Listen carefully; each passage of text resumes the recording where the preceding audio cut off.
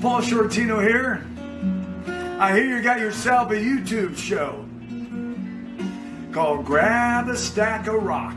Oh yeah, oh no, I feel I'm dreaming again. Oh no, I'm dreaming. Oh no, I feel I'm dreaming again. Oh no, I'm dreaming. Oh yeah, I'm dreaming of watching you. That's right, Mike. And your new show on YouTube called Grab a Stack of Rock. Peace, love.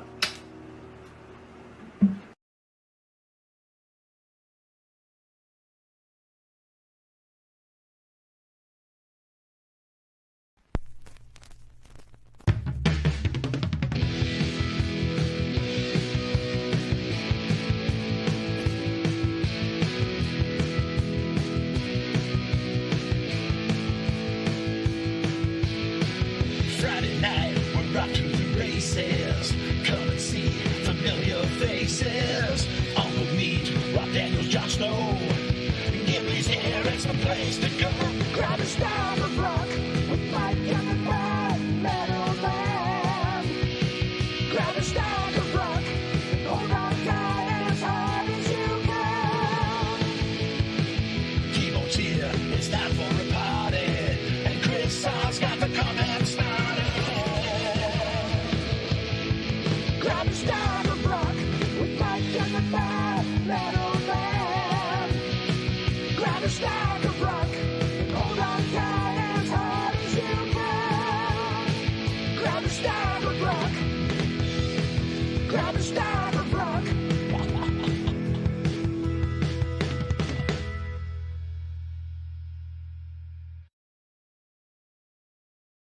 Harrison, good evening. Good morning. Well, speaking of morning, I would like to introduce to you our first guest of the evening. Hello, Peter. How are you tonight? Or this Good. morning? How are you? Excellent. I would like to introduce to you my co-host, Harrison the Mad Metal Man, Hello. and your fellow countryman. Hello, Harrison. How are you? Oh, good. You have a stronger Australian accent than I. it's not a competition, folks. Maybe. We have Tim's Vinyl Confessions. We have Dave Lismy from the Four Horsemen in the house, and of course, the ever reliable Chris Sarr. And let's also not forget Mr. Jex Russell from Jex's Vinyl World. Howdy. How are How's you everybody doing? Hello. I'm doing great. How's everyone doing? Excellent. Mm. So we have the Canadians on one side, the Australians on the other side. Jex, lucky to meet Peter. I'm sure that you're familiar with him from Rock Daydream Nation. We did a couple of shows Jex. recently. Yes, nice to meet you, Peter. I've seen the show. I like the show a lot. I loved your episode. It was, I believe, your favorite 10 songs of the Buzzcocks, which is a band nice. that I love. Yeah. And I really like that episode. I mean, of course, the who can forget the courtroom drama that was the Vinnie Oh. Vincent. I had so much fun. I'm still smarting on that. I think I've got to, have a word with Judge Reed about that. Anyway, the jury has spoken. No money Exactly. exchanged hands. No. Now, for the regulars here, you know that we like to start the show every week with something called Ask Harrison. Well, this week we have a question for both Harrison and Jex. So let's get to that, and then we will get to the show. Harrison, Jex. Today, I have a combo question for both of you. Are you ready? Today's question comes from Jazz King. And I'll just hold the CD like that. There we go. And she's saying, "Hey, Harrison. Hey, Jex. Do you guys play musical instruments? If so, which ones? Do I get to ask questions too?" Of course you do. Now it's up to Jex and Harrison to answer. Harrison, why don't you go first? Quick answer: no, I haven't an iota of musical talent in my body. Simple, short, and to the point. Jex. Well, that's actually great. I don't feel so bad because me neither. Beauty. I wish I did. I keep telling myself it's not too late. I started learning guitar when I was about 12, and I just couldn't get into it. I stopped, and I kind of regret it now, but it's never too late, right? And Peter, how about yourself? Do you play? Yes, I Piano, I'd learned when I was very young, so 6 years. So I was going to do classical music, but heavy metal took me away. Cello and guitar. So yeah, I dabble. Favorite keyboardist? John Lord. I had a feeling you were going to say John Lord. Love I John just had a Lord. sensation that was what was coming. Now, Tim is Jax Plays with Me in Radio. Tim, it's interesting that you are here tonight because, folks, if you didn't know, Tim Derling is the author of Unspooled, an adventure in 8 tracks, an excellent book, which I'm very proud to have contributed a chapter to. But he just issued a second edition. You can buy it on Amazon. You can see right there on Amazon.ca or Amazon.com. And just for the record, Amazon.com will ship worldwide.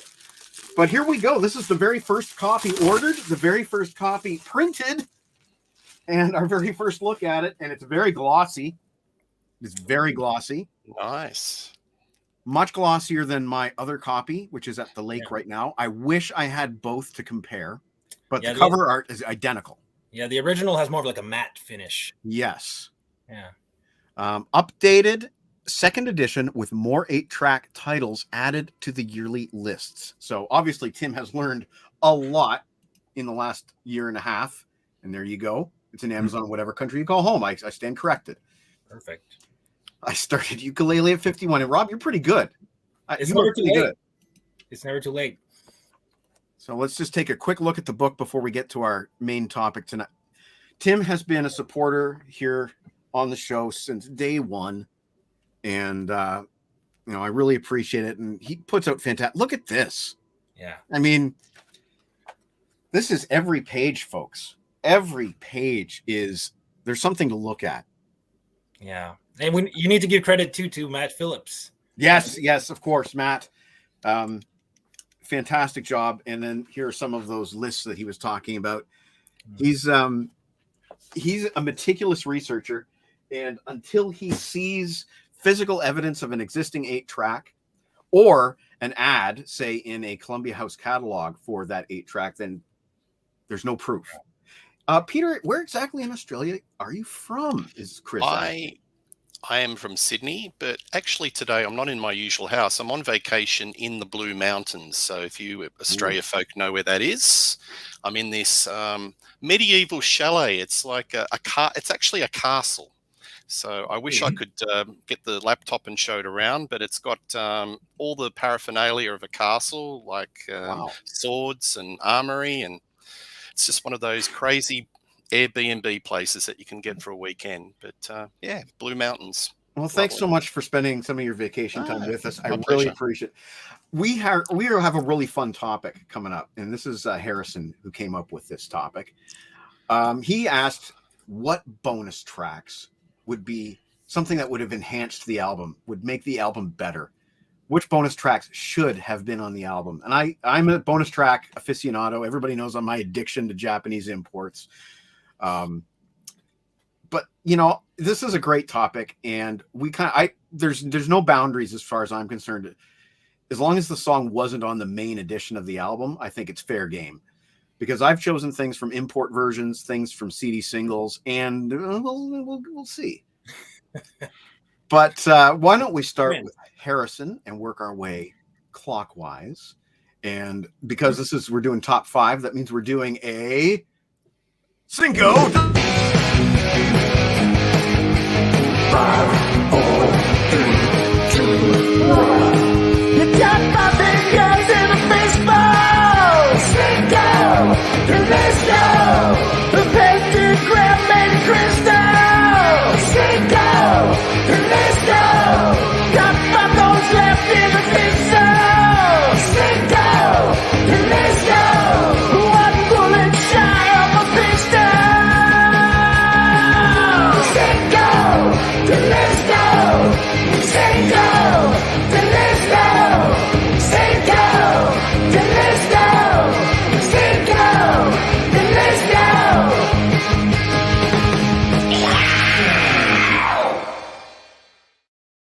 Forgot that was mixed so loud, but that's T-Bone Erickson, Cinco de Listo, my absolute favorite piece of music that he's ever written for our show. I can't resist playing it when we do a list. But anyway, enough chitter chat. Harrison, why don't you kick us off with your number 5 pick for bonus track that should have been on the album? All right. Just quickly first, because I saw Rob was here. Rob, I was desperately trying to think of a soundtrack entry for this list, but I couldn't, except for my Japanese copy of Attack of the Clones, which I didn't think was worthy of being on the list. Not because I don't like the soundtrack, but just, blah, blah, blah. Anyway, Rob, can you think of any soundtracks with bonus tracks that you think should have been on the album? Anyway, now to the list entry. Now, Mike might be able to guess this ahead of time, or at least the band. This was a band that about the turn of the century were pretty notorious for putting bonus tracks on their albums that were not from the era that album was from. So the album is Sin After Sin. The song is their cover of Race with the Devil, but it was actually recorded during the Stained Class sessions.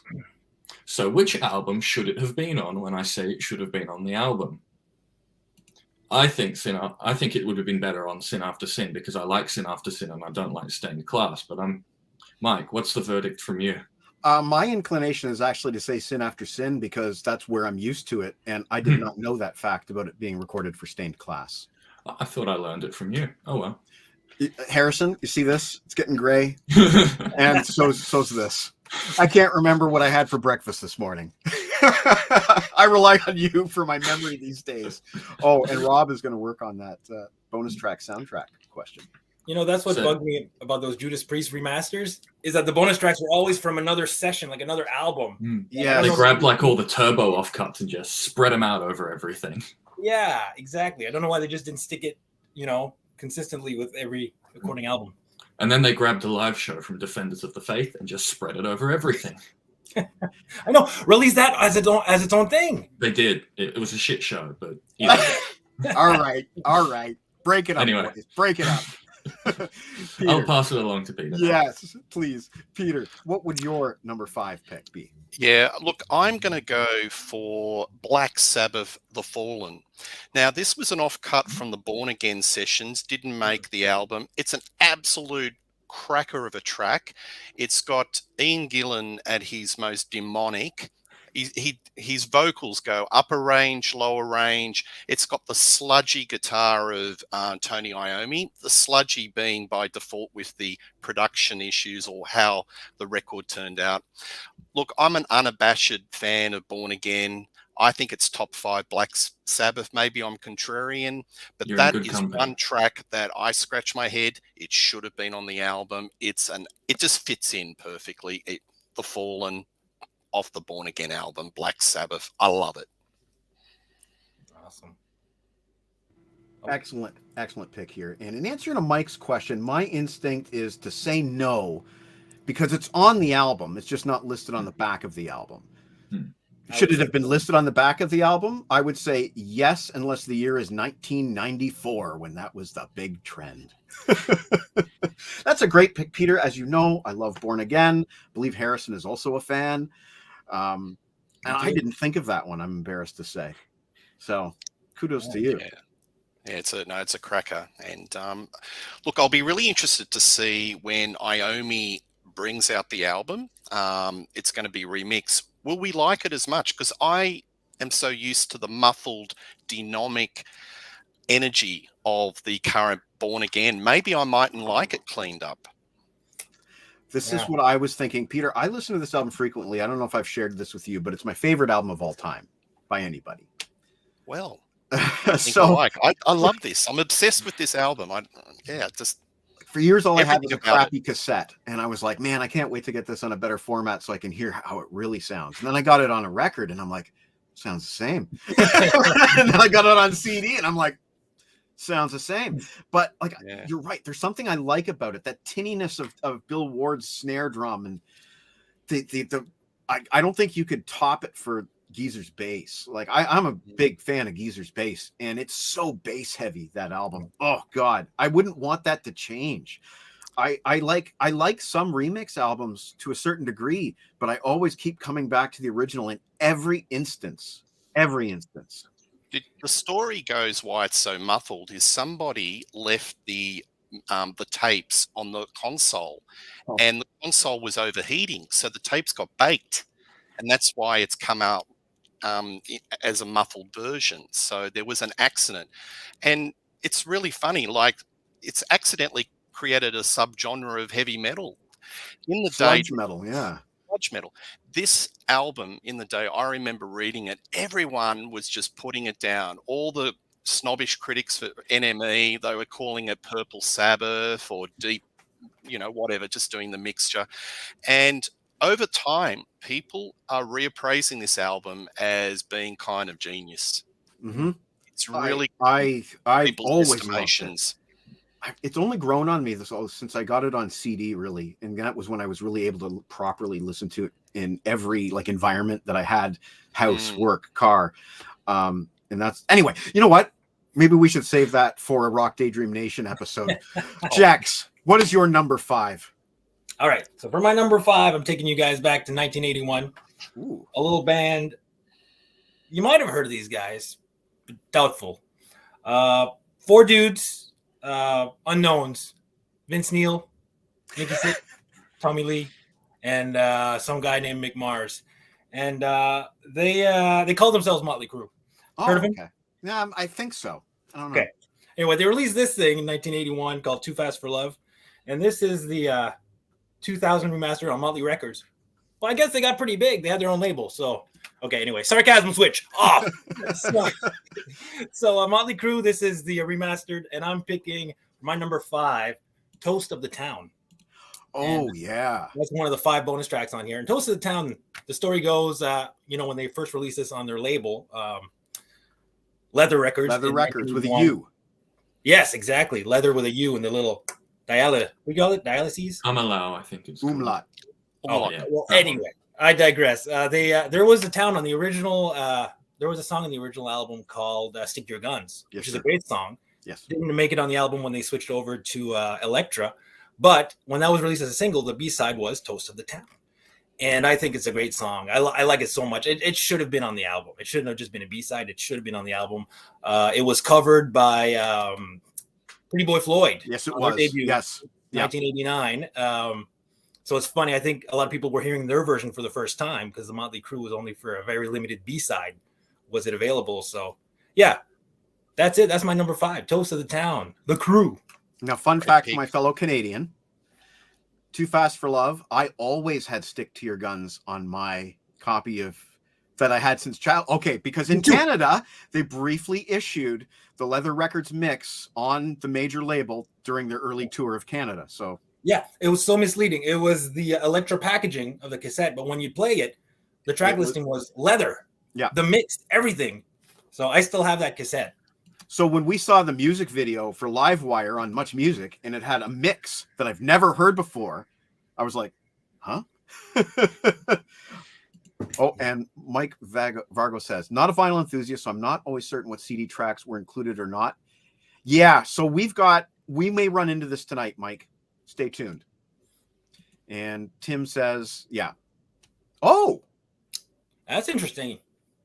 That's interesting. Yeah. Well, I guess it's me next. Yes. And I haven't decided on order here, so I'm going to improvise. And I'm going to pick this one first because it would have been the best song on the album, but it still wouldn't have made it a great album because there are issues on this album, such as the non-involvement of bassist vocalist Michael Anthony. And there was a video that recently hit the YouTubes of Van Halen playing the Monsters of Rock festival in 1984. And you can really hear Michael Anthony holding down the fort while David Lee Roth is doing his job. You know, he's entertaining, he's jumping, he's wow, you know, but Michael Anthony's the one who's holding down the fort on the vocals. This album didn't have a lot of Mike. It didn't have a lot of hit potential, but there was a track called That's Why I Love You that was on, to my understanding, early promo cassette versions of Van Halen 3, but was replaced last minute by another track called Angelina. And if you hear this album and you hear Angelina and you hear That's Why I Love You, you'll wonder why anyone in their sane mind would make that swap. Because That's Why I Love You is pretty much the only song that's immediate, melodic, short to the point, hooky. Sounds like Van Halen. a lost opportunity. Not only should have this been on the album, this should have been the lead single of the album. And just, this, I don't own it. This is a burn. But there you go. That's my number 5, Van Halen. That's Why I Love You. And we have a couple comments here. Yes, good example. John Clauser. Iron Maiden left Total Eclipse off the album, but added it to the remaster. Good call. Same with Wasp, as you know. There you go. Put me in mind. Josephina. That's right. Sorry. Angelina is the Neurotic Outsiders and also Billy Bob Thornton, but we're not going there tonight. Okay, so that's round 1. Harrison, your number 4 pick. All right, so my number 4 is an oddity among my list because of the stylistic differences, but it was the song that I was listening to that inspired me to think of this list. Now, this is Pink's 2008 album Funhouse, and this had an international bonus track called This Is How It Goes Down, which is a synth rocker with an intense chorus and hook that I think should have been on the album. The album's got a lot of songs, some you might recognize, So What, Sober, Funhouse, and stuff. But I reckon there's definitely a couple here that could have been switched out for another rocker. Okay. Nice. And we have a response from Rob Daniels. Prince of Egypt soundtrack is missing Chariot Race. It's only available on a rare sampler that was usually in media kits. It's often mistakenly found on Ben-Hur bootlegs. Interesting. And he has it. Of course. Of course he does. All right, Peter, your number 4 pick. Well, I'm going to go a little bit of a change of direction. I'm going to go talk about the artist known as Prince and the song How Come You Don't Call Me Anymore. Now, Prince is prolific. He was the king of the B-sides, and anyone who tracks down all the B-sides, you're a better man than me. The vault is just chocker full of all offcuts and waiting to see the light of day. This was the B-side to 1999, and I think it's Prince at his most soulful. It's got gospel. It's just him and the piano, and he's just going for it. It's emotional. And to be quite frank, it should have been on 1999 because it's a good palate cleanser. And a lot of these songs, a lot of my selections are kind of ballads or a little bit lesser tempo. And you think, why did they not put it on the album? Because maybe they were going more of a rock song list than the ballad. But if they put the ballad on, it may have just varied things up a little bit. But this is one of his best B-sides, and he's done so many great B-sides. How Come You Don't Call Me Anymore, Prince, the B-side to 1999. Quick follow-up question. Where would you place it in the running order? Well, that's a tricky one. I'd probably do it last or second last, side 2. It's funny. That's a lot what of these I do. bonus tracks. I think the ballad, like Purple Rain, he always does the power ballad, or I would put that the second last track or the last track. Awesome. I think we're going to find some of these bonus tracks do end up on the back end of our track listings, but we'll see. We'll see. Mr. Jax Russell, what is your number 4? All right. So this is a bonus track that I like more than words can explain. And I say that because it was the B-side to a little song called More Than Words by Extreme. I had that. Unless, of course, you get this cassette. The B-side is the More Than Words remix, but if you got it on vinyl, if you have the 7-inch, then you get a little song called Nice Place to Visit. And it was a bonus track on the deluxe edition, the 25th anniversary. Such a good song. Such a good song. That should have been left on the album. And it would have fit perfectly because I was listening to the lyrics today, and I never really sat and listened carefully as I did today. And I'm like, okay, he's not talking about a place. He's not talking about a city or a town at all. He's talking about a woman. As the chorus goes, she's a nice place to visit, but I wouldn't want to live her. He doesn't say live here. He says live her. And I'm like, okay. So then when you really listen to it, it's full of innuendo, and it would be great on that album called Porno Graffiti, Right. The whole concept album, or a funked up fairy tale, if you will. And I love it. Just it starts out with the drums, Paul Geary on drums, and you got Pat Badger on the bass, Bettencourt just doing his thing on the guitar, and of course Gary Cherone just doing what he does best. And I love it. It's a great song. I'm saddened that it's not on the actual album. Gary Cherone's second appearance already. Right. Okay, so same follow-up question for you. Where would you put it in the track order? Because that's a complicated album being sort of conceptual. Wholehearted is a great closer, so I wouldn't put it as the last one. You know what? I'd put it before Song for Love. So in between He-Man Woman Hater and Song for Love, I think. Okay. Yeah. Now, just as a sort of an aside, I don't know if it was you or Tim that I was discussing this with, but I made my own deluxe edition of Extreme 2 Pornography with, right. Okay. So Bumblebee, Nuno Betancourt, it's actually a much longer piece. There's Bumblebee, Crash Landing, which is the second half of it, which is on The Guitars That Rule the World, Volume 1. So what I did is I spliced the two tracks together and subbed it in there where Bumblebee goes and got the complete piece of music. Yeah, that's a great idea. That would sound great. Well done, Jex. Okay, now, what do I pick? You know what? Let's go off the beaten track a little bit because you don't think of live albums when you think of bonus tracks very often. Okay, Harrison does. Stay tuned. But you probably haven't thought of this one, Jex. I like this live album quite a lot. MTV Unplugged by Kiss.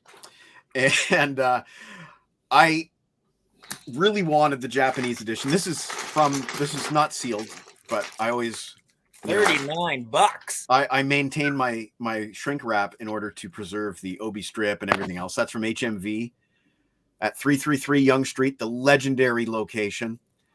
I don't know why they didn't include this on the album, and it really kind of sucks that it stuck there at the end because they played it during the first half of the show when it was just the core band of Paul, Gene, Bruce, and Eric Singer. But then they stuck it at the end after the encores where they have Ace Frehley and Peter Criss on stage. So it's kind of, it's not in the right place, but there's another track that they could have included. They played Hard Luck Woman that night with Paul singing. They could have included that. I don't think that's on here, is it? I don't see Hard Luck Woman. So, yeah, they could have included that. I sent a buddy of mine to Toronto to pick this up for me because he was heading there. And I said, I got $50. Here it is. Pick me up, Kiss Unplugged. I need that bonus track. It's called Got to Choose, I said. So he came home that night, called me up. I went to his place to pick it up. And he says, man, I thought when you said got to choose, I thought you said got the choose, as in like chewing. I'm like, why the hell would you default to that? If you misheard me, why would that be your default answer? But anyway, it should have been on the album. Not at the end of the album, but it definitely should have been on the album. Got to Choose by Kiss. One of their coolest chunky rockers turned into a wicked ballad. Yeah, Number 4. That's the opener to one of my favorite Kiss albums. Dude, we could go there, and I think we will go there. I think we're going to do a Kiss list at one point in the show. Nice. So hold on to your hat. Okay, Harrison, you're taking us into round 3. All right, my number 3 only became a bonus track very recently, about 2021, but it was on a movie soundtrack that was released at the same time as the album was. Now, the album in question is Oingo Boingo's Nothing to Fear, and the song is Better Luck Next Time from the Last American Virgin soundtrack. It starts out mellow, and it's mainly mellow on the verses, but it ramps up for a great hook on the chorus. There's Elfman doing Elfman things. But it's a great song. Similarly to my previous pick, this album had a couple of songs that probably could have gone off, and it would have been great to replace them with this one. Have you ever seen that movie, Harrison? The Last American Virgin? Hilarious. Harrison's not a comedy guy. Oh, okay. Well, that's fine. Here's another answer from Rob. Transformers the movie. That's right. Unicron's theme was only available on a convention exclusive. There's a deluxe version of the movie soundtrack that was released on vinyl. I think it's the 2013 issue that I would really like to get. I think that's the one. My buddy Jason has it. Great picks, Rob. Keep it up. Yeah. Actually, maybe if Rob could throw down 3 more. All right, Peter, your number 3 pick. Well, everyone likes a good cover version, and I'm going to pick Wasp off The Last Command, their second album, the bonus track, Mississippi Queen, Mountain. I think it's got Blackie Lawless at his throaty best, that leathery vocal tone. He's really channeling Noddy Holder from Slade. I've always been a believer in that. But look, there are cover versions and there are cover versions. And I just think he really does that song justice. It's a cracking version. And it's on the deluxe remastered version of The Last Command, Wasp. So that's my pick. I think it's also on that Wasp, whatever they're calling that box set that's coming out, that vinyl box set. It includes a disc of bonus tracks. Yeah. You know, if I was going to go Wasp, I got to be honest with you, I think I'd go Locomotive Breath if I was going to do a cover from the Headless Children B-sides. But yeah. I was respect almost that going to answer. pick Easy Living as well. He does a cracking version of that, the Uriah Heep.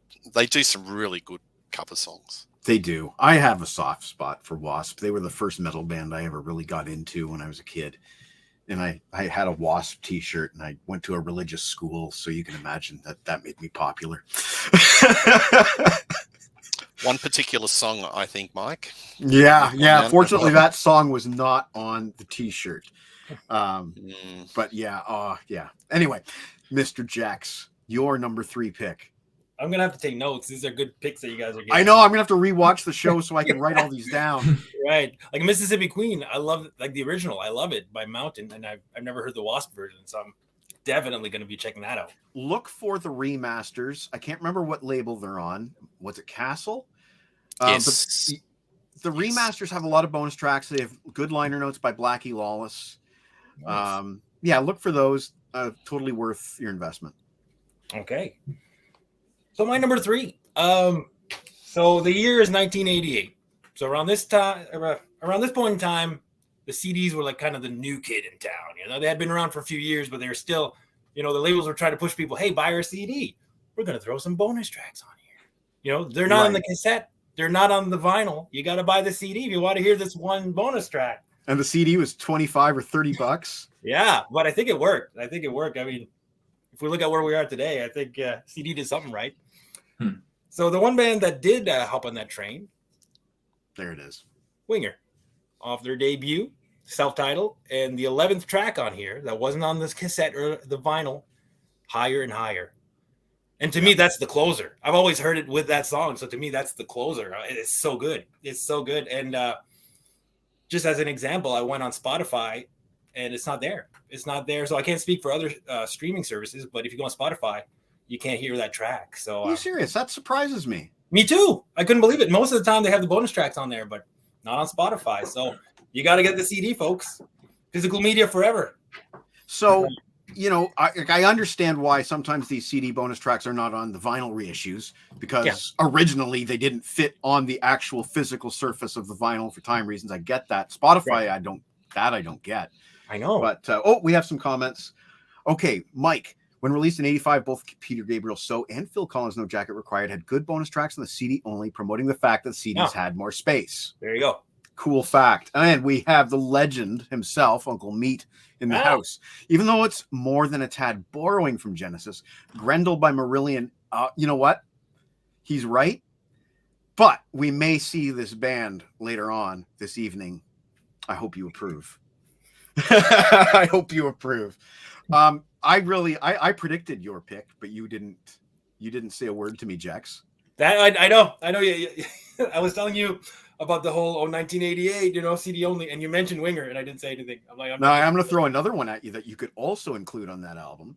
You don't know about. There was a song that they contributed to a movie that we covered on this show back in January called The Karate Kid 3, and they contributed a song. I believe it was called Out for the Count. And it's a fast popper, just like Higher and Higher. Really? And it could have been on the album. Man. Yeah. I had no idea. They did. They were on Bill and Ted's Bogus Journey as well. They do Battle Stations. Battle Stations. Yeah. But you know what the real winner on that album was Slaughter, I thought. Slaughter came out with a really good single on that soundtrack. Yeah. Which is, I say that and I can't remember the name of the single. Wait. Shout it out. That's it. And they even made a music video for it. Yeah. Tim Derling in the house. Sammy Hagar, Satisfied, B-side of I Fall in Love Again. Night Ranger, Girl All Like It, B-side of Color Your Smile. Alice Cooper, It Rained All Night, B-side of Hey Stupid. Yes. Bryan Adams, Let Me Down Easy, 30th anniversary of Reckless, and Journey, Liberty, That's a quick 5 there. I mean, come on. It's the living Just legend. popped out. The living legend here. There we go. It's the living legend right here. That's a very shiny book. Yes. And in honor of the Meat Man, Uncle Meat, I will make my next pick that band that he mentioned. But I didn't pick Fish era Marillion. I picked Season End. And the thing about his pick is Grendel's a 20-minute song. And not that that's impossible to do or anything like that, but it would drastically lengthen Script for a Jester's Tear. I don't know. It could work. It's a daring move. It's a daring move to do that. But I went more pedestrian. And I went with Season's End. And there was a B-side called The Release. And you can see it kind of there. Track 3 on... There we go. Track 3 on disc 2. It's one of the B-sides from this excellent album, the very first with Steve Hogarth on lead vocals. And I think as far as Meat Man goes, he kind of goes not very much further than this in the Marillion discography. I think he goes, probably skips Holidays in Eden and goes up to Brave, is what I'm guessing. But we'll let him respond in the comments. The Release is very pop. It probably would have been the most pop track if they included it on the album, but I can't resist it. It has a really, really catchy keyboard hook. One of those just really catchy keyboard hooks that 80s bands were so good at. And he's got just relatable lyrics. The opening verse is about getting up in the morning and having your breakfast and getting ready to go to your crappy day job. And at the end of the day, you're the one who throws it all away. And, it's just a love song and I love it. So my number 3 is going to be The Release by Marillion. Should have been on Season's End, maybe midway through side 2, because it gets kind of dark on side 2. And,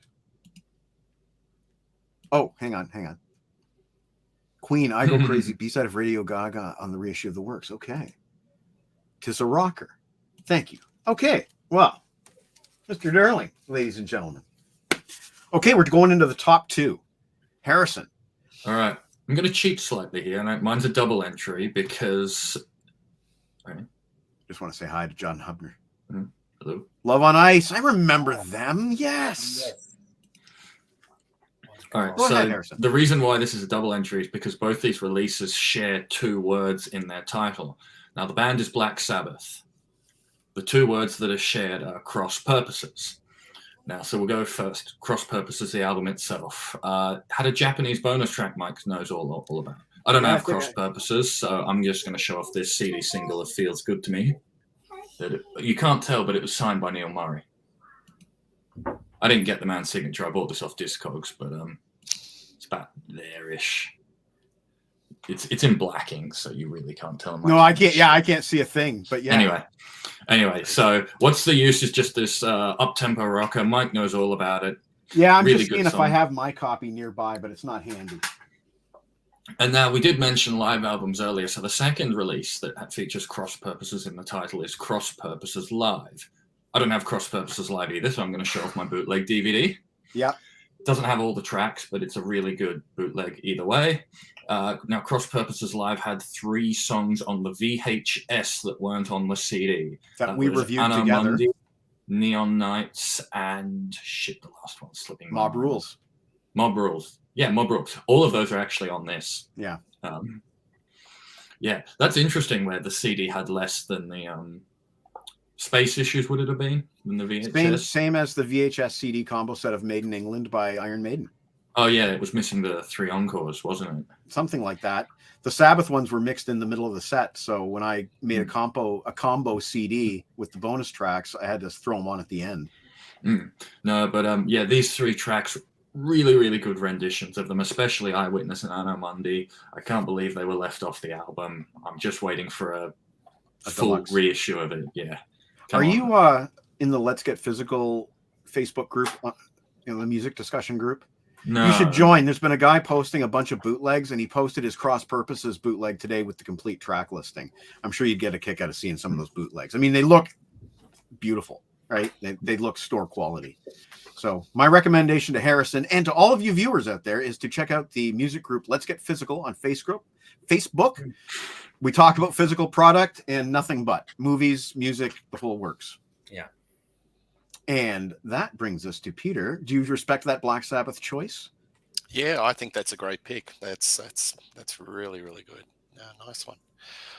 All right. My next pick is a track that got played in some quarters more than any track on the album. I'm talking about Rainbow and the album that they put out called Difficult to Cure. So the big hit off that album was I Surrender. There was an EP that came out on the coattails of that album, I think maybe released in the Japan market, and the main song was Jealous Lover. That is my pick. Jealous Lover is a cracking Richie Blackmore riff. Maybe it's recycled from a Deep Purple. It sounds very burnish or sounds like some of those riffs off that album, but it's a punchy, memorable riff. It's got Joe Lynn Turner at his best vocally, and I think it's just catchy as all hell. I'm not a big fan of Difficult to Cure. I think that this lineup got their sea legs on Straight Between the Eyes, but you could put this song anywhere on the album, and it would certainly be an improvement. Jealous Lover. I love that track a lot. So my first exposure to that track was when I got a copy of Final Vinyl. On vinyl, because at that time you couldn't get all the tracks unless you bought vinyl, and I didn't know the history of that, but I loved it. Great pick. You will be pleased to know how in sync we are with stuff. My last trip to the cottage, I played Born Again one way of the trip, and I played Final Vinyl on the other way of the trip. So I heard both of your picks. Chris Sarr, no, I do not have bowling tonight. And Uncle Meat likes the first few years of Def Leppard. Why wasn't Me and My Wine? Good question. I think back then there was a video because it was later issued as, I believe, a standalone single, maybe, but it was definitely issued as a bonus track when they reissued the High and Dry album, and they did videos for them for that and Bringing On the Heartbreak. They remixed Bringing On the Heartbreak and Me and My Wine. Why wasn't it on the album? I would assume because back then, Def Leppard, as today, still record tracks specifically for B-sides of singles. And that would be my guess. I don't know for a fact. Joe Elliott is not returning my phone calls at present. We'll get into that. John Hubner. Oh, yes. I have so much respect for Joe Lynn Turner. When I was in university, I used to say to my friends, if I could sing with anybody's voice, it would be Joe Lynn Turner's. Okay, so it began life as a B-side. I have all the singles. It's just, like I said, the gray matter. So that's a pick that I absolutely am on side with. On to Mr. Jex Russell. All right, man. We're cruising through, guys. We are cruising. So let's remain in 1988 for me. My last pick was Winger, 88. Let's stay in that year. Okay. There's a little band called Poison. Okay. And they released an album called Open Up and Say pick a cover, any cover. We got censored. We got uncensored. There you go. That's the album. So big hit on here called Every Rose Has Its Thorn. All right. Which I have here, the single. A little torn up here, but there it is. And if you flip it to the B-side, you get a song called Living for the Minute. Yeah. And that's a spectacular song. I love it. It's because Every Rose, it's the ballad. It's a great acoustic ballad. And then you flip it to side B, and it's just like the energy. It should have been on the album. I think it's the best track. CC DeVille just rocking on guitar. Like it's wild. That's all I can say. I think it should have been on the album. It is on, if you get the remasters, which I don't have. I have the original CDs. If you get the 2008, the 20th anniversary, it's on there as a bonus track. Yes. Now, I have two thoughts on that, which is I think it should have been a bonus track on Open Up and Say Look What the Cat Dragged In, because I think it sounds more like Look What the Cat Dragged In. Yeah, fair Personal opinion. Fair point. And also the other thing I wanted to share with you is I have a picture sleeve version of that single. And do you? Way back in the LeBrain Train days, I did an episode on all my 7-inch singles. So you can see it there. I wish I had it. I just got the Capital. Mr. Tim Derling has some more information here. The reason there's a video is that the album was reissued in 1984. With Me and My Wine, and the remix of Bringing On the Heartbreak videos made for both, which is why Phil Collen is in the videos, and he backs you on your choice, Jex. Nice. Oh, and Mike. Yeah. we got it on a show called the Pepsi Power Hour in Canada. They played both of those videos frequently in the mid 80s when I was recording back in my high school days. Oh, and I wanted to backtrack a moment back to Marillion, which was my number 3 pick. They put out this box set, which is great. It has a bonus live disc from actually 2022, where they played the entire Season's End album live in sequence. And then they played a couple of bonus tracks, Gaza and the Levers. And they're on a disc to their own because Gaza is about 20 minutes long. But here's what pisses me off. There's a whole ton of bonus tracks on this thing. A ton. And they're on Blu-ray disc 4. So I can't pop it into my computer and play it like a normal CD. And this has so much stuff here that I've never heard. Live things from 1988 when Steve Hogarth was like brand new to the band. Not live stuff story, that I guess that would be demo stuff, but there's all kinds of stuff here that I have never heard. I love sort of like these bonus tracks to give you an idea of how songs were thought up and conceived and evolved. There's one here, King of Sunset Town. It's a dictaphone idea recorded in March of 1989. Like that would just be some guy talking into a little crappy micro cassette deck. I want to hear this stuff. I want it to be accessible. My Blu-ray player's broken. Anyway, my number 2 pick is a band we haven't heard from yet tonight. A band called Rat. Ooh. And this is their to date last studio album. It's called Infestation. And I listened to it 2 or 3 times this week. I like it even more than when it came out in 2010. I really like it. I'd count this among Rat's stronger albums. Yep. But there's a bonus track on the iTunes and Japanese editions called Scatter. And it is the best song on the album. And it's perfect where it is as the closer. I don't even know what the regular closer sounds like as a closer. Never played it that way. Scatter. Amazing track. A little bit slower, a bit nocturnal. Stephen Pearcy he sells that. Even without Juan Croucier in the band, they still were nailing the harmonies here. And I have to assume that Robbie Crane on bass and Carlos Cavazo on guitar sort of contributed to that harmony. Juan's impact on the first 5 Rat albums and EP is unmistakable. It's undeniable. He's like the Jeff Pilson of the band, the Michael Anthony of the band, you know, all bassists remarkably. But they hold down that vocal end while the singer kind of goes wherever he wants. And they're all sort of like these higher pitched guys too. Anyway, Scatter from their last to date album, Infestation, which I thought was a banger. Carlos Cavazo from Quiet Riot on guitar. He plays a number of solos here. It's a great album. Great album. And you know what? John's right here.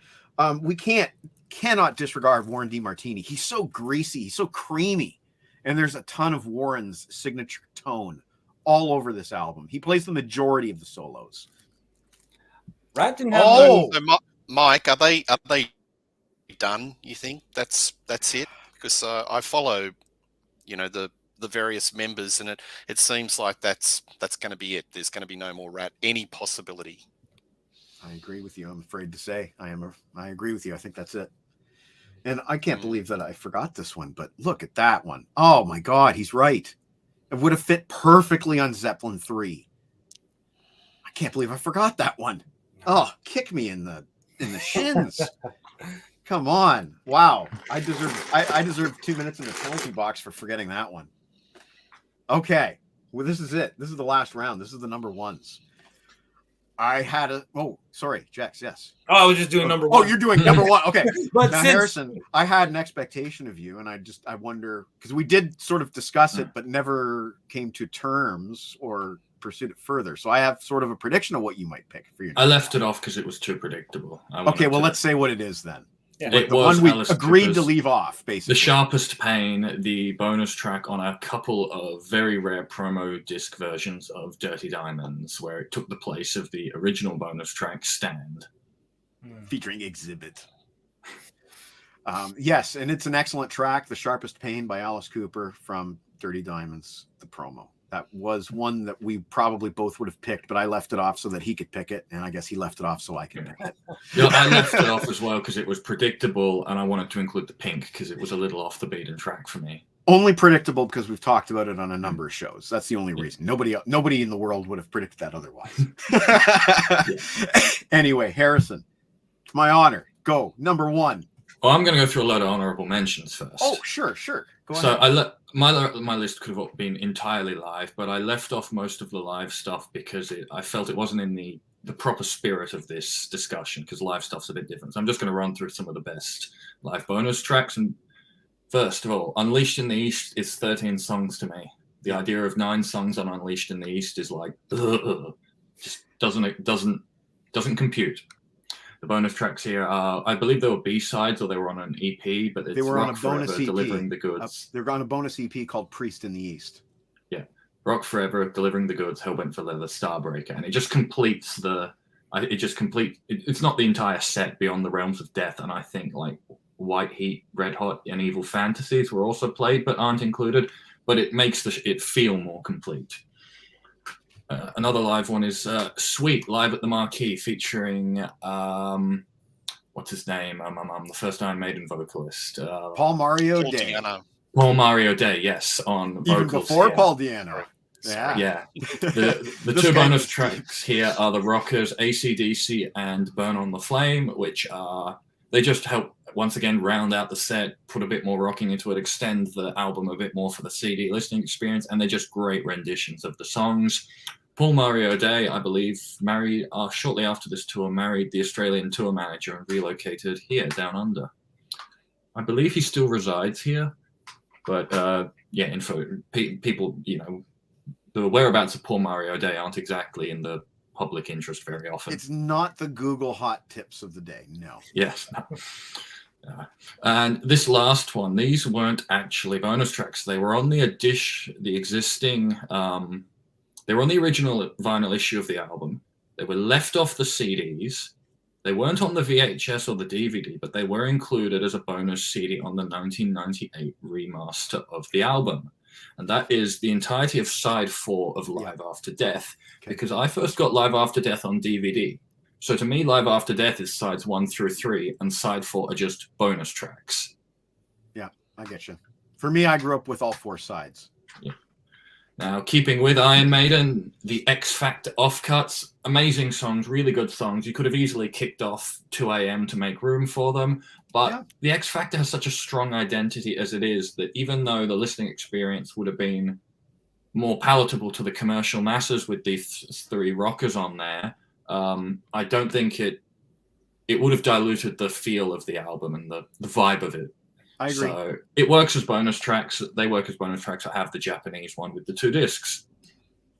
And Now- those 3 bonus tracks are Judgment Day, I Live My Way, and Justice of the Peace. Yes, indeed. I believe that's the only place you can get I Live My Way on CD. Correct? You can also get it on the vinyl Man on the Edge single, not the Where CD. it was the originally vinyl. released. Now, Now, sorry, go ahead. sorry, I'm just going on with the honorable mentions. Do you have anything else to say about that one? Well, I just want to address Rob real quick because I accidentally put this on the screen. Rob, Tron, Legacy was missing another number of tracks that were download exclusives. I hate download exclusives. Sea of Simulation, NCOM Part 2. I assume those titles would mean more to you if you've seen the movie, but there they are. I hate download exclusive bonus tracks. And Total Eclipse. Nope. I'm starting to get cringy here. I All prefer right. Gangland. Yeah, Anyway, so I'll just quickly run through the continue last your running honorable second. mentions. Yeah, These throw aren't Total actually... Eclipse in there real quick for me. No, I'd be more. I would have if they didn't kick Gangland off the album to make room for it lately. Invaders should have been on the B-side. That should have been the B-side back in 83, 82.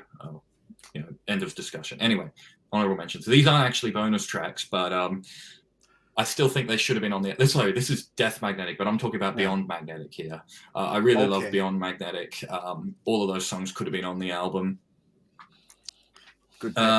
Iron Maiden's Reach Out is a really good song, the B-side to one of the Somewhere in Time singles, but it's also the perfect B-side because it's Yeah. featuring, the guitarist on vocals. It's a bit stylistically different from what they do normally. It's the perfect B-side. It So is.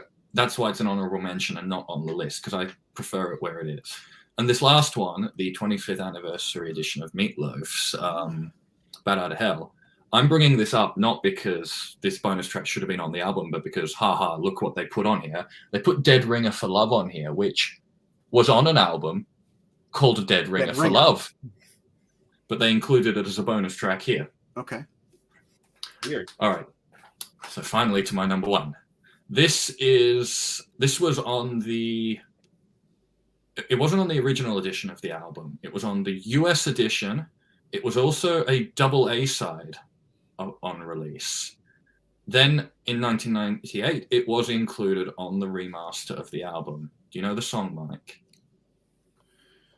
No. Iron Maiden's Twilight Zone. Okay. Okay. It's a short, upbeat little rocker. I love the song very much. It was always on my version, so I'd never think of that as a bonus track. Ever. Yeah, I don't think of it as a bonus track, but it is, because this is my 1998 version. Now, to answer your question, Mike, I would place it at precisely track 10. Is that where it is? That's exactly where it is now. Track 10 of 11. Mike Vargo, soundtracks that later had expanded CC editions. Is that Criterion Collection? Is that what that means? Yeah, well, like collectors. Yeah. Okay, not sure if those count. Yeah, absolutely, those count. Absolutely, those count. I would count them. Okay, well, that's awesome, Harrison. That's a great number one. I'm glad that Maiden got a decent showing here tonight. Peter, this is it. This is it. This is where you get to have your final say. Vinnie Vincent? Okay, I'll just throw it. Okay. Mike. Offline. Vinnie Vincent didn't have any bonus tracks. It was all killer, no filler. Anyway. There you go. Yeah. A couple of honorable mentions, just cross genre hopping. Fool's Gold, Stone Roses. Killer track. Okay. Went top 10 in the UK. That is just an awesome track. It's not on the album? I didn't know that.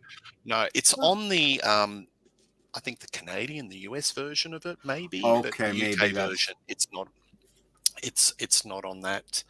I think any of those Iron Maiden instrumental tracks, like Harrison was just spotlighting quite a few. I could have just picked heaps. Those instrumental tracks are always just fun, and you could, I would have no issue if they were slotted into the main album.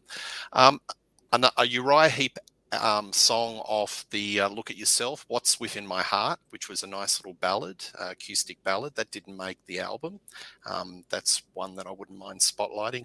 But my main pick is Deep Purple, Machine Head era, When a Blind Man Cries. Yes, So beautiful. This is a song that Ian presented to Richie, and he didn't want to have a bar of it. And it actually made the song set permanently in the when the Steve Morse years. It was played all the time. It's a wonderful ballad. I think it would have been a great little palate cleanser for Machine Head, because Machine Head is just four on the floor. It's very meat and potatoes rock and roll, and would have been nice to have this little bit of a ballad. It's a very emotional, direct, soulful vocals of Ian Gillan. I think it would have been just really nice for the album, but it wasn't to be. But it's sort of got to kind of legendary status in the Deep Purple ranks as being a B-side that should have been an A-side, and that's my pick, When a Blind Man Cries. That's such a good pick. And that's Ian Gillan back on the show again. Twofer. And, we could have done more Ian Gillan easily. But, yeah, Blind Man, thankfully, they've rectified this by adding it as a bonus track on virtually every reissued version of Machine Head. Should have been on there from the beginning. I was shocked when I first heard it, which may have been like singles A's and B's or one of those comps. I was shocked when I heard it. Like, this is a throwaway? This is a B-side? This is incredible. This is a highlight. And yeah, it is. A palate cleanser. Yeah, like, I'm just thinking maybe if they stuck it right at the end of side one there, like, palate cleanser, then you head into side two, maybe. Man, good pick, Peter. Oh, fantastic. Jex, how do you follow Machine Head by Deep Purple? Exactly. Right? Well, and Iron Maiden as well. Like Harrison, Peter, both great number one so far. Like Twilight Zone, I like you guys, I never saw it as a bonus track, but it's like one of my favorite tracks off of Killers.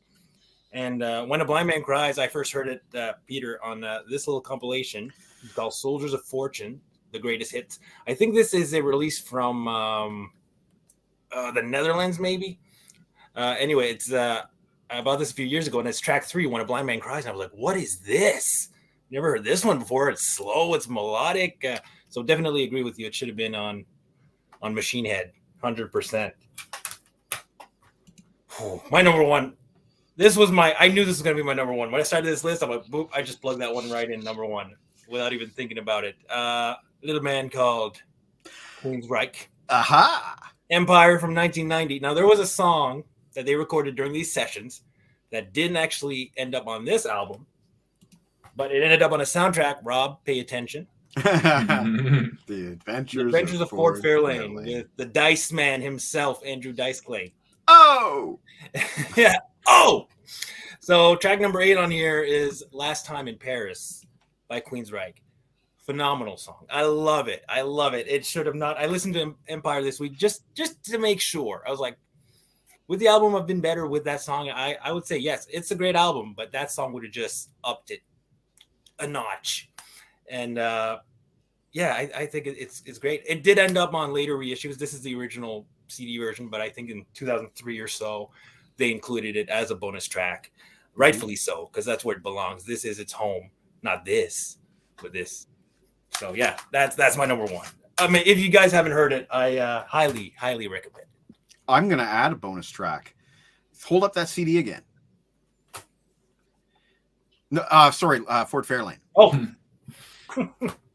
Okay, so there's another one here that would make a great addition to a little album called Stranger in This Town by Richie Sambora. He does a cover of Jimi Hendrix, Wind Cries Mary. And it is on, I think it might be on the deluxe. It is on the deluxe version of Stranger in This Town. But, Jax, another CD that you showed tonight, Guitars That Rule the World, have another Richie Sambora track that would have made another excellent bonus track on Stranger in This Town, a little track called Mr. Sambo, which is a jam with him and Tico Torres on drums, who's a very underrated drummer, by the way. But maybe we'll talk about Bon Jovi on Rock Daydream Nation someday. Okay, so we have more comments. He must be talking about Blind Man Cries. Ironically, because Jeff Healey was blind. I don't know if you're aware of him in Australia, you guys, but Jeff Healey was an amazing blues guitar player, singer. I saw him live. You saw him? Brilliant. Oh. Yeah, absolutely brilliant. Yeah, live. I used to have this. I regret giving it away. Empire, and Hubner's got a. We have a history going back to sort of like the same era of rock. And every Cheap Trick album. Interesting. Oh. Now, this is a band that I've been talking about recently. In fact, I believe Rock Daydream Nation just covered Cheap Trick, if I'm not mistaken. But do I have that right? Correct. A little snippet from a show that is coming out tomorrow. Oh, excellent. Yeah. Well, why don't we plug that right now then before we go to my number one? We'll just plug this Cheap Trick show you got coming tomorrow. Well, it's we were doing our favorite 3-minute rock songs or subpar 3-minute rock songs, and John the Music Nut from the Contrarians selected Cheap Trick as one of his favorite songs, and we got into this whole different topic about Cheap Trick and why they're not bigger. And so that was the excerpt from the show that dropped a couple of days ago, and and it's just all about Cheap Trick, but it's an excerpt from the show, which is about 3-minute rock songs, our favorite 3-minute rock songs. Gotcha. I'll just check that out. Of mine in there. Bob Seger, 2 + 2 equals. Okay. So I'm guessing that it equals not 4 minutes. No, it's 2 minutes 50. There you go. So check that out. Rock Daydream Nation on YouTube. If you're not already a subscriber, please subscribe. Support Peter. He's got a great show, and we will be working together again. I guarantee it. Evil laugh. My number one. I stacked the deck. I saved a really good band for the end. I didn't want to go out on like Rat, no matter how good that album or that song may be. I wanted to go out on. Oh, is that a bonus track? See, I don't know. See, Meat, that's on my CD, so I don't know about that being a bonus track. I wouldn't have thought of that. You might have to explain that one to me. So I'm going out on the mighty Van Halen. So this look is, at it's that. really annoying that I put the sticker on upside down. How annoying is that? Because you'll never get that off and back on again. No. So this is the Balance era of Van Halen, Can't Stop Loving You. And they did a B-side that's on the jewel case version. It's when, you had to buy both singles to get all the tracks. We'll get into what's on here. But the main track that should have been on the album and was on the Japanese version of the album is called Crossing Over. Now, Van Halen are not a band that have a lot of studio B-sides or rarities. And they're rectifying a lot of that in the Sammy Hagar era box set that's coming out, which I need to get my hands on. Crossing Over is very different from what you'd expect from Van Halen, but Balance has a darkness to it. That album has some dark songs on there, like The Seventh Seal, for example, or Feelin'. This is another one of those dark songs, but probably even darker than Seventh Seal. And it's about communicating with someone who's gone, touching the other side. And it's very haunting. Ozzy Osbourne came out with a song called See You on the Other Side that was kind of similar during the same year. Similar in theme, not similar in sound, similar in theme. It's very haunting. It's very bass heavy. This is why I miss Michael Anthony so much. He's really integral to the band's sound to me. Like, I don't know if it was personality or if Eddie thought, well, I can play bass better than that guy, so I'll just play bass. I don't know, but it's an ingredient, You lose a piece of the cake and it doesn't taste like chocolate anymore. It tastes like something else. Having said that, the vocals are really haunting. They kind of overlap, on top of each other, different layers of Sammy singing. Van Halen himself is very innovative, as always. I think the Japanese got it right by putting it on the album as the last song. Then again, maybe it would have worked somewhere midway better, maybe a side one closer, but I'll keep it on the end. That's where I'm used to it. I stuck it on the end as a bonus track on my my files, as Jex calls it, the Mike Ladano special editions of these albums that I customize with my own bonus tracks. But you can get it on this version of Can't Stop Loving You, not this version of Can't Stop Loving You, although you're supposed to buy both versions of Can't Stop Loving You and put both CDs into the tin. I don't know why. Like, what's the point of having the other case if you're supposed to put both CDs in the tin? Oh, just like 6 Feet Down Under. Right, by Metallica. Yeah, it's kind of a weird 90s thing, but here's the two discs. Here's the annoying thing, and we'll tie this in. We'll plug Jex's website, which is called, Jex Russell Pop Culture Nut. Is that what it's called? Yes. On WordPress. Yes, okay. JexCaliber.wordpress.com, I believe it's called. Correct. So you reviewed just this week a little live album called Right Here, Right Now by Van Halen. Right. Just today, actually, you reviewed that album. And you had no way of knowing that my number one pick was a bonus track from some singles that have 6 freaking tracks from Live Right Here, Right Now. Like, they were bankrupt as far as bonus tracks go. So here's what you get on this one. Aside from Crossing Over, which was the only worthwhile bonus track, you get Right Now Live, Man on a Mission Live. Crossing Over's on both of these. My mistake. No, it's not. I'm reading. This one has the track listing for both on the back. Best of Both Worlds Live, When Is Love Live, Only One Way to Rock Live. All of which are on those albums. On that album. None of the B-sides, such as Mine All Mine, or any of these new recently released bonus tracks called The Dream Is Over, or any of these other things. They give you the same crap. What fan buying this didn't already have Right Here, Right Now? I'm rant over. I'm going out on the wrong spirit here. My number one pick is Angry. That's a good turn. The Mike Ladano special. He's the angry bonus tracks. Uncle Meat may be thinking about the 2 bonus tracks on Max Webster's Diamonds were Hot Spots and something else. It'll come to me. Tim Derling will know. Anyway, that's my number one. It should have been on Balance by Van Halen. Crossing Over. Amazing track. Check it out. Angry is my pick too. John, do you feel ripped off when you see CD singles like that? Do you feel as ripped? I mean, I bought it, so I can't really complain. I'm the idiot here, right? Anyway, Okay, Diamonds. The song. It's only on that album. No, I don't. But it's not a bonus track. I don't know. I'm getting myself confused here. And John Hubner also agrees that we are getting ripped off, or I ripped myself off by buying those Van Halen singles. But the tin is cool. And I bet you I could sell it on Discogs and still make money from what I paid in $1995. So I guess it's a win. Anyway, Hot Spots. Okay. From Max Webster's Greatest Hits album, should have been on the studio album. There we go. We are clear. Well, that was a pretty... Oh, that's true. Although this is rectified on the box set. Yes. Good one, Rob. Killer list from everybody, including Tim Derling. And once again, we'll just plug the book one more time. You can get it on your Amazon once more. Unspooled by Tim Derling. This is the very first copy, folks. This is the very first copy of version 2. There he is. Awesome. That's him right there. Yeah. Young Tim. Young Tim. This is an excellent book. Check it out. Yeah. Absolutely. Yeah. You don't have to care about 8-track tapes. It's not about that. It's about reminiscing. It's about memory. But it's also a resource for people who do collect 8-track tapes. Yeah. It's about the love of collecting and the passion for music. Yeah.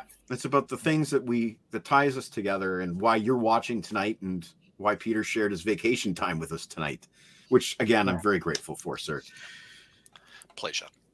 So again, check out Rock Daydream Nation tomorrow. He's got a good special coming up on 3-minute songs or under. And we will be working together again. Although I do have to tell you, I'm not 100% sure about Slaves and Masks. About the show that we were talking about in private messaging the other day that you're doing on the 15th. Everybody forget what I just said. I'm not 100% sure. I'll have to get back to you, because I'm hoping, and I'm waiting for this man right here to confirm. I'm hoping to do a special show with Rob Daniels and a very special guest visiting all the way from the UK on the 15th. So we'll work something out. We'll work something out. I will keep you posted. But Rob, if you could let me know if you're interested in doing that with me sooner rather than later, that would be great. Thank you, sir. I really appreciate it. Jex Russell, check him out on WordPress. He just posted that Van Halen review we were talking about today. Harrison Kopp, I recommend you check out his Instagram. He has some excellent Lego art, including some stuff that was eligible for today's show. Thank you once again, guys, for spending your time with me. Anything else you want to plug before we go? Nope. Okay. No, I don't think so. all good. All good. Okay. Well, then I hope to see you next week. That's a to be announced. If not, we'll see you maybe on the 15th. We'll let you know. We always like to go out on a song. Peter, we have a whole bunch of original music that you're probably not familiar with, so I won't ask you to pick our song tonight, but maybe Jex can pick our outgoing song tonight. I always forget the names of the songs. I always forget the titles. But you want a Maxi Axe? Is that what you're saying? Those are the only ones I know. I don't know the other. Okay. I like the Maxi Axe songs. Hold on. You already played Overload. Yes. So well, let's play one with Uncle Meat on lead vocals, since he was watching tonight, in tribute to the man himself. definitely. You know what? If we're going to play one with Uncle Meat singing, we should probably play his very best song, God's on the Radio. That's the one. Okay. Okay. That's the one. Featuring that undeniable hook, You Gotta. This is Max the Axe with Uncle Meat, the living legend himself, on lead vocals. Thank you, everyone, for watching tonight. Thank you, Peter. Thank you, Harrison. That was unintentional. See, I got this brace on my arm, and I'm getting twitchy on the mouse. What a way to wrap up the show. Thank you, everyone. Fuck off. It's embarrassing and funny at the same time. Thank you guys for joining us. This is God's on the Radio by Maxi Axe. We'll see you next time. Ciao. Fuck off.